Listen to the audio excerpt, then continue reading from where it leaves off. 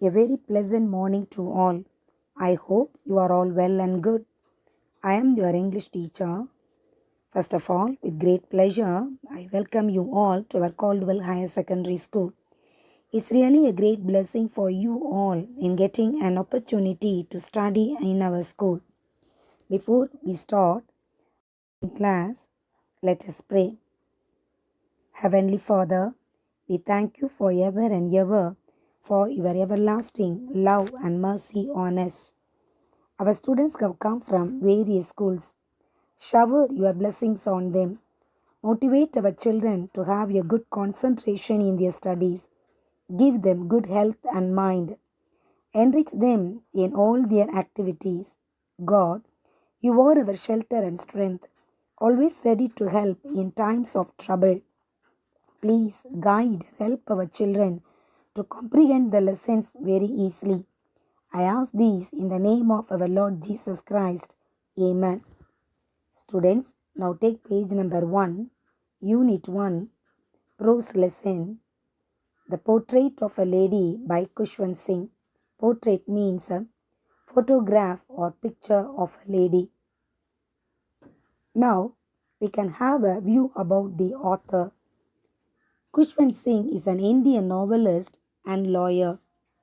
He is well known for his keen secularism, sarcasm, and love for poetry. He served as the editor of several literary and news magazines as well as two newspapers. He was awarded Padma Bhushan and Padma Vibhushan by the government of India. The Mark of Vishnu, The Train to Pakistan, We Indians, and Death at My Doorstep are some of his brilliant works. In this story, Khushwant Singh brings out the bond between the author and his loving grandmother. Now, take page number 4. We can see the glossary. The first one, mantelpiece. Self-projecting from the wall above a fireplace. Observe, inconsistent or illogical. Fables, tales and stories. Hobbled, walked unsteadily. Pucker, to contract the face into wrinkles. Expanse, widespread. Monotonous, unchanging or boring. Snapped, broke or cut. Seclusion, isolation. Bedlam, noisy confusion. Perched, sat, rested. Rebukes, scoldings. Dilapidated, damaged. Pallor, an unhealthy pale appearance. Shroud, cloth used to wrap a dead person. Students, you take page number 1. We can see the first 3 paragraphs. Here, the description of the grandfather and the grandmother is seen here. The author's grandmother was an old woman with a wrinkled face but very pretty. She was very short and slightly bent with a wrinkled face. She was very beautiful at her old age. She moved about the house in spotless white. She placed her one hand resting on her waist to balance her stoop. The other hand, she kept her rosary, telling the beads. The author's grandpa was a beautiful portrait of him hung above the mantelpiece in the drawing room. He wore a big turban and loose-fitting clothes. His long white beard covered the best part of his chest. He looked at least 100 years old. In the next 2 paragraphs, we can see the relationship between author and his grandmother. Author and his grandmother were very good friends. Author's parents left him to stay with her and they moved to the city. His grandmother took immense care of him. She woke him up in the morning and got him ready for school. She said her morning prayer in a monotonous sing-song while she bathed and dressed him and hoped that His grandson would listen and by heart the song, but the author never bothered to learn it. Later, she would fetch his slate, which she had already washed and plastered with yellow chalk, and a tiny earthen ink pot and a red pen all tied together, and handed it to him and accompanied to school. Now come to the fourth paragraph. Here we can see the author's early education. The author's school was attached with the temple, so his grandma accompanied with him every day.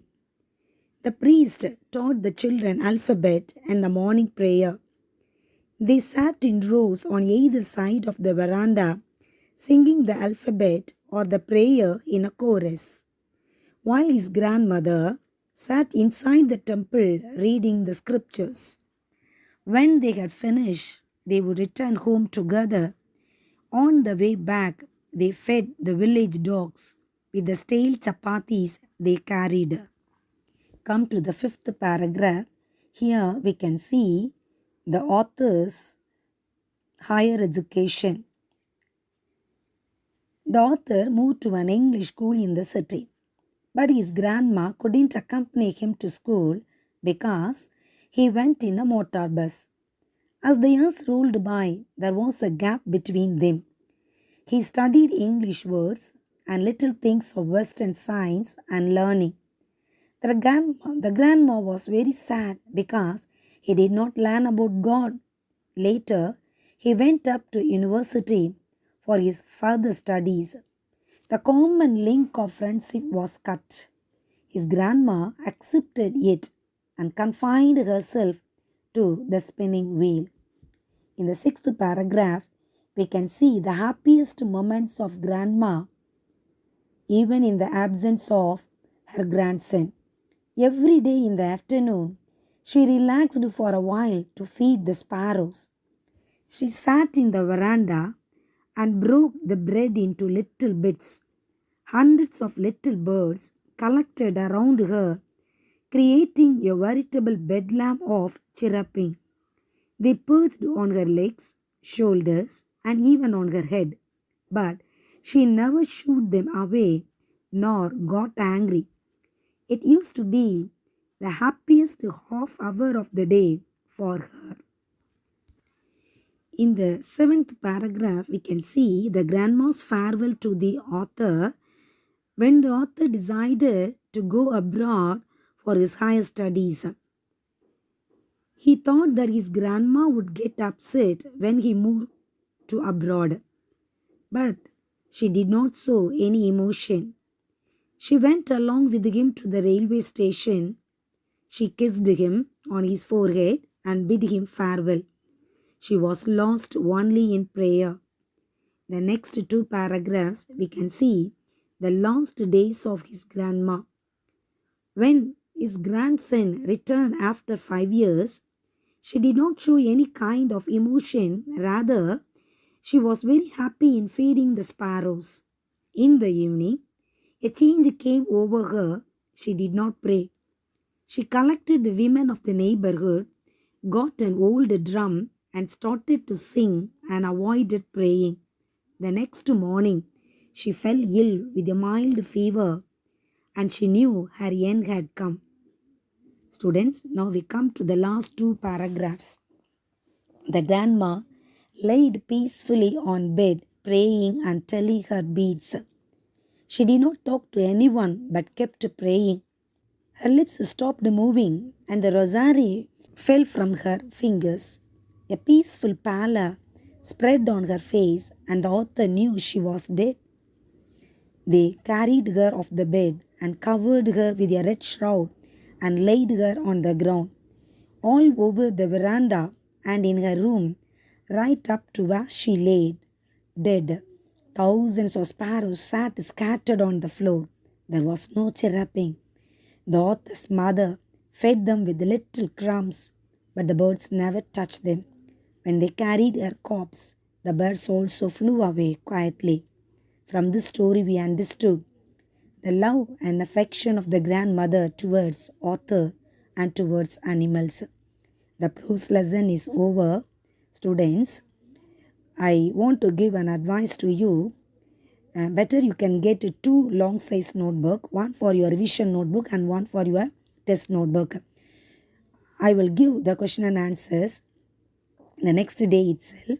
So what you are going to do, write and see the question and answers, the paragraph questions in your revision notebook, and when you are thorough with the question and answers, you take your test notebook and start writing the test, and that test notebook will be taken as the assignment mark for 10 marks. Thank you, children.